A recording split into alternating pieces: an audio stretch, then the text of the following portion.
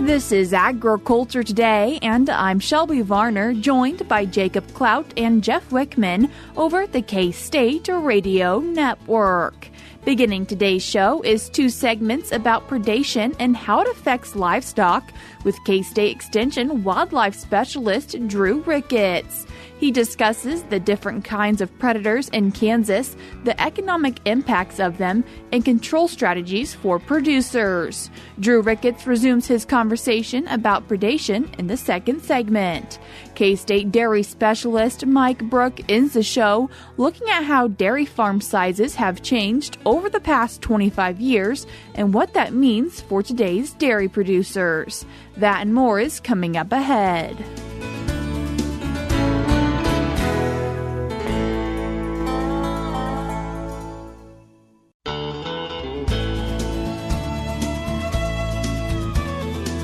You're tuned into Agriculture Today. I'm Jacob Clout in for Shelby Varner, and we start today's show talking about predators and how to control them with K-State wildlife specialist Drew Ricketts. Drew, thank you for joining us today. Yeah, thanks for having me. To start off, when most people think of predators in Kansas, coyotes come to mind. Are there any other major predators producers need to be vigilant of? Well, coyotes are definitely the main predator.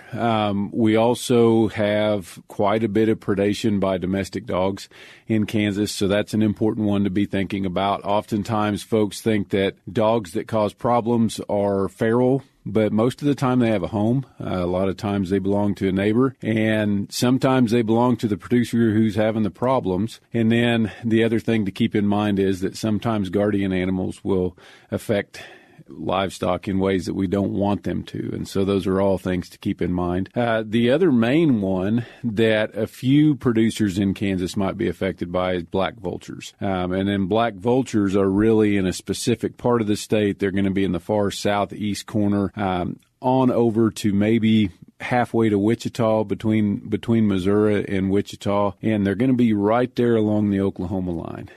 So that's a predator that some of those folks have to deal with. How can producers tell what kind of a predator problem they have? Sure. Anytime we have a dead animal, identifying the cause of death is really important. And I think the first thing that we have to remember is that scavengers, which most of the predatory animals that we have in Kansas are actually scavengers first. So scavenging happens a lot, and it happens regardless of what the cause of death was. And so identifying that cause of death is important. Things that we need to look for if we're thinking about cause of death are lethal bite wounds, not just feeding on the animal, how much blood is present. When an animal gets bit, when their heart is still beating, there's going to be a lot of blood, right? And knowing how much blood to look for and also where to look for that blood. So a lot of times we have to skin an animal's neck out in order to find those lethal wounds. So blood pooled below the skin is an important thing that we're going to look for, and that sort of thing. Also, unusual livestock behavior is a good sign that we might have a predator problem going on. If we have animals that aren't normally spooky, that all of a sudden are spooky, and that sort of thing. And typically that is going to give us a sign that we've got a predator problem, not necessarily which predator is actually responsible for what's going on. What animals or classes of animals are typically at risk of an attack? So in Kansas, of course, we've got our largest livestock industry is going to be beef cattle. And we do have some calf loss to predators. Small ruminant producers are actually the folks who have the largest losses to predators. And that's just because, with coyotes being our main predator of livestock, the small ruminants and especially the lambs and kids are in that size range that's pretty vulnerable to coyote predation. When we do start to see attacks on larger livestock, it's actually more common that those are going to be domestic dog attacks than anything else. Oftentimes, those sorts of attacks are the ones that I end up going out and looking at because folks think it's suspected mountain lion predation, and it makes sense that might be suspected mountain lion predation because of the size of the animal that's attacked and also the extent and gruesomeness of the injuries a lot of times, because dogs oftentimes are working together, and so you have multiple predators that are causing the attack. They also are more likely to maim an animal but not kill it, and that just gets those emotions going for us and that sort of thing. Drew, what is the economic impact of predator loss in the livestock industry? Sure. So I don't have the numbers compiled as far as a nationwide impact, but for Kansas, based on 2020 market values, cattle and calf loss to predators is about a $4 million burden to Kansas cattle producers. It's about a $625,000 a year burden to Kansas sheep producers and about a $126,000 a year burden to Kansas goat producers. Do predators become more active this time of year? Well, it depends on which predator we're thinking about, and so livestock losses to predators happen. They tend to happen when we have the most livestock that are vulnerable to predation, right? And so calving season, spring and fall, tends to be when we have the most calf loss, just because those newborn calves are really the ones that are going to be the most vulnerable to predation.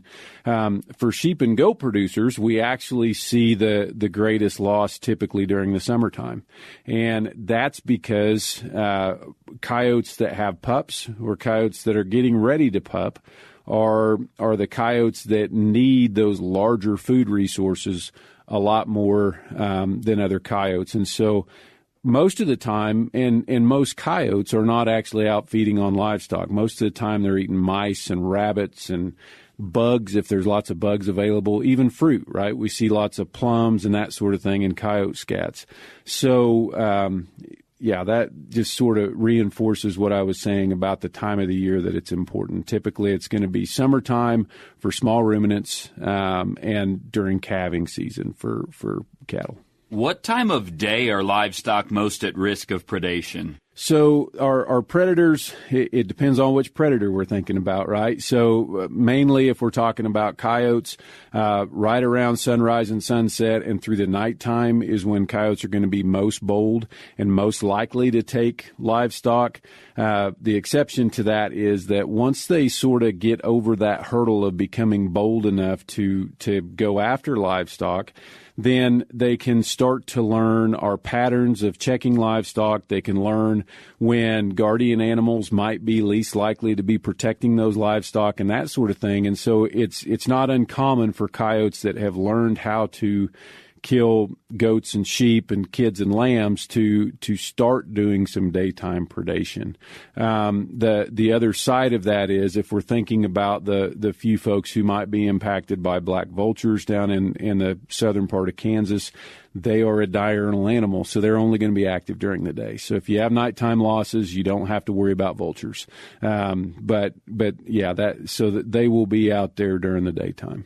How does where producers dispose of dead livestock affect predation? Sure, that's really important. So if we think about predator control, most of us associate that most commonly with lethal control, right? Removing the problem animals. But the reality is that predator control is all the things that we can do to reduce predation, and managing dead livestock is really important. I mentioned before that all of our wild predators in Kansas are mainly scavengers when we think about preying on larger animals or those larger food sources. And so, if we have dead livestock where we're calving, if we have dead livestock in close proximity to lambing and kidding areas, then we are exposing ourselves to more predation by attracting predators. So composting, hauling off deads, not calving or not lambing or not kidding near a dead pile, those are really important things that are often overlooked from a predator control standpoint. When livestock are found dead, what are some first steps a producer should take? Yeah, so the first step is to take in everything that you can see in that situation. So look at the posture of the animal, look to see where it's been fed on, look to see if there are any wounds that could be lethal, because oftentimes, we see an animal that's been chewed into from the back end or chewed into through the abdomen and that sort of thing, but oftentimes those aren't lethal wounds. Those can be more of a sign of scavenging. So we need to think about up around the head and neck for most of our predators. If you're in an area with vultures, we need to look for pecked out soft tissue with lots of bleeding associated with that. So we'll see eyes pecked out. We'll see the nasal area pecked out with lots of blood around that. Those birds will also attack the genital area. But again, you're going to see lots of blood associated with that tissue that's been removed and not just tissue that's eaten. Take pictures and take note of all those things. And when you're taking pictures, make sure you get broad spectrum pictures that show the full view, so that if you send them to somebody like me, I can see the context, but then I can also zoom in on the things that I need to see within that picture. Take pictures of any scat or tracks. So scat's the fancy word that biologists use to talk about poop. Take pictures of all that stuff. If the animal has been covered up, then take note of that. Take pictures of the carcass before you move it. We want to be able to see the posture of the animal when it died. We want to be able to see any sort of debris that might be scratched over the critter, because those are all really important things that we need to look at to try and figure out what happened. That was Kansas State University Extension wildlife specialist Drew Ricketts on keeping livestock safe from predation. I'm Jacob Cloughton for Shelby Varner, and we're taking a short break now on Agriculture Today. But stay tuned in, because once we come back, we will once again be joined by Drew Ricketts as he continues his conversation. If you are reaching your final destination and won't be able to listen to the second segment, you can find it and previous shows at www.agtoday.net.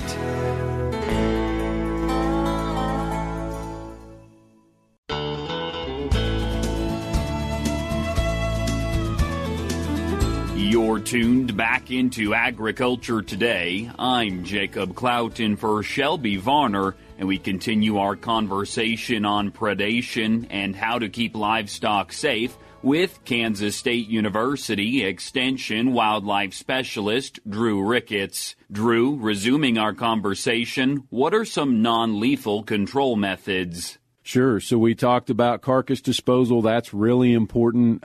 Fencing is another important one. So especially for small ruminant producers, we want to have good fences that exclude predators, but also keep our livestock in. So woven wire fences with small squares, not the really big stuff. It's cheaper. But if you've got 12-inch wide openings that are 6 inches tall, a coyote can squirt right through that. We want the smaller openings. There are some really good designs for electrified fencing as well. Coyotes and other predators can climb over fence. So if you're trying to achieve 100% exclusion, we want to have a hot wire on top potentially, or have a fence that's tall enough that they can't climb it. Digging under is something that is likely going to happen, but we can use those crawl under spots where coyotes dig under fences to catch the coyotes that are coming in and causing a problem. So if you do have that happen, don't plug those holes. Call me and I'll come out and I'll show you how to target those coyotes that are coming in and out and causing your problem. Other things, guardian animals can be very, very effective and very, very useful. So here we're typically talking about lots and lots of different breeds of guard dogs, but there's also llamas and donkeys. Which one of those is your best fit depends on your operation, right? So other things, especially for small ruminant producers, night pinning is one of the most commonly overlooked but most effective ways to exclude predation. And that's something that we definitely need to do more of in some sorts of production settings. I was talking today with our sheep and goat specialist about how to design a system to where we can get goats and sheep who are co-grazing with cattle in really large pastures to night pin themselves because night pinning's difficult for those kind of producers. So those are all really good examples of things that we can do from a non-lethal prevention strategy. There's other things that aren't necessarily practical in Kansas most of the time, like having shepherds or range riders and that sort of thing. They're common in wolf country.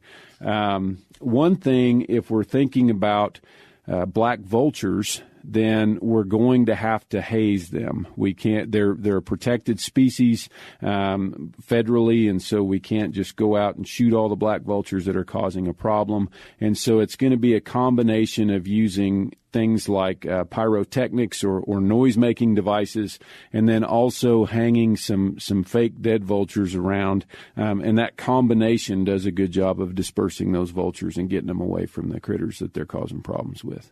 On the flip side of that, what are some lethal ways producers can lower their local predator populations? Sure, and what you just said, lower the predator populations, really isn't the way that we should think about it, because the number of coyotes that are around or the number of coyotes removed tends to not be directly associated with how many losses that we're having. And so, if you're not having problems with coyotes killing stuff or with other predators killing your livestock, then it shouldn't be a chore for you. By all means, if you have folks who you trust that you want to allow to hunt and trap, that's great. That's not going to hurt anything. But trying to lower coyote populations to prevent predation that's not happening isn't an efficient thing to do. But when we do start to have losses, then of course we can call coyotes and shoot them. We can shoot coyotes when we're out checking livestock, of course. But by and large, the most coyote problems are taken care of by trapping and snaring. And trapping and snaring are both things that are kind of a lost art. It's not something that everybody does anymore.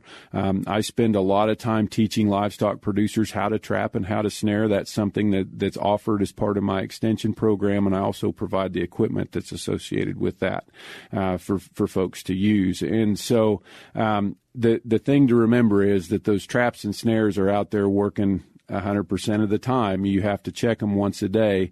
But any sort of shooting or calling of predators, you have to be there in order for it to be effective. And so we can be more efficient with the traps and snares.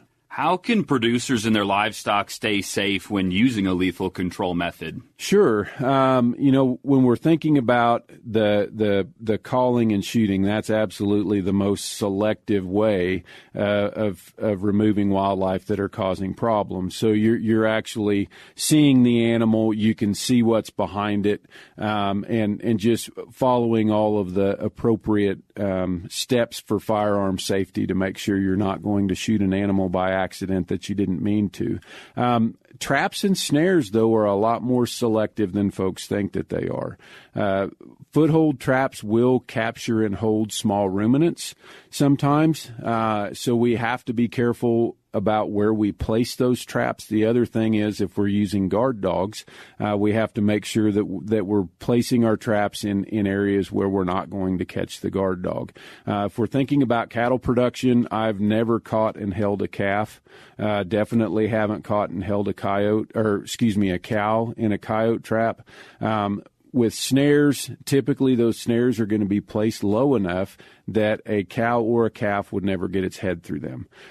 They have releases on them so that when a certain amount of force is placed on a piece of hardware on the snare, it actually comes apart. And so if we did leg catch a cow, then we can make sure that we have those releases on our snares so that it comes apart and it's not going to hold her. So the other thing to think about too with snares is if we're typically when we're snaring coyotes that are causing problems, they're going to be in fence crossings and that sort of thing. And so we want to place those snares in fence crossings that will allow a smaller coyote to go through, but that we can exclude our guard dogs or sheep and those sorts of critters from them. Where can producers go to report dead livestock or suspected predation? So there's a couple of different ways, and the most important thing to think about is if you're having a predator problem, if you haven't received communication from me within a day or two of you reporting it, then you need to just get directly into contact with me. Our extension agents, most of them who have been around very long, know that I'm the person in the state that can help with those sorts of things. But we do have a lot of turnover with extension agents. Wildlife and Parks is the same way. If you report a suspected predation incident to Wildlife and Parks, most of those folks know that I'm the person in Kansas who can help teach you how to take care of your own problems. So you can reach out to Wildlife and Parks, you can reach out to your local extension office, or you can reach out directly to me, and that's probably the quickest way to get help. And my contact's available at www.wildlife.k-state.edu. Drew, I appreciate you taking the time to join us today. Absolutely. I enjoyed it. Thank you. That was Kansas State University Extension Wildlife Specialist Drew Ricketts on predation and how to control it. You can find more information about predators at www.wildlife.k-state.edu. Again, that is www.wildlife.k-state.edu. To report a predator attack, contact a local K-State Extension official or Ricketts at 785-532-1949. Once again, that is 785-532-1949. Before we cut to a break, we are now going to be joined by Kansas Livestock Association's Scarlett Madinger. The annual W.D. Farr Scholarship Program recognizes outstanding graduate students for their academic achievements, leadership, and commitment to the advancement of the beef industry. Conrad Shelkoff of Geneva, Nebraska, currently is pursuing a Ph.D. in diagnostic medicine and pathobiology at Kansas State University, where he also gained a doctorate in veterinary medicine. Shelkoff received his bachelor's degree in animal science from Colorado State University. He plans to pursue a career focused on providing practical solutions for cattle health management through all stages of the production cycle. Tyler Thomas from Baker City, Oregon, earned his bachelor's degree in animal science from K-State and a master's degree in animal science from Colorado State, where he currently is working toward a Ph.D. in animal nutrition. He hopes to further the beef cattle industry by helping producers cater to consumer interest while improving operational profitability. The W.D. Farr Scholarship, established by the National Cattlemen's Foundation in 2007, honors the successful career of the late W.D. Farr. His dedication to improving agriculture, livestock, and water development resulted in significant changes in farming methods that have influenced the practices of ranchers and farmers throughout the nation. Farr was the first president of the foundation and served as president of the American National Cattlemen's Association, which later became the National Cattlemen's Beef Association. For more information, go to nationalcattlemensfoundation.org. I'm Scarlett Madinger. I'm Jacob Cloughton for Shelby Varner, and we're taking a short break now on Agriculture Today, but stay tuned in because we'll be back with more up ahead.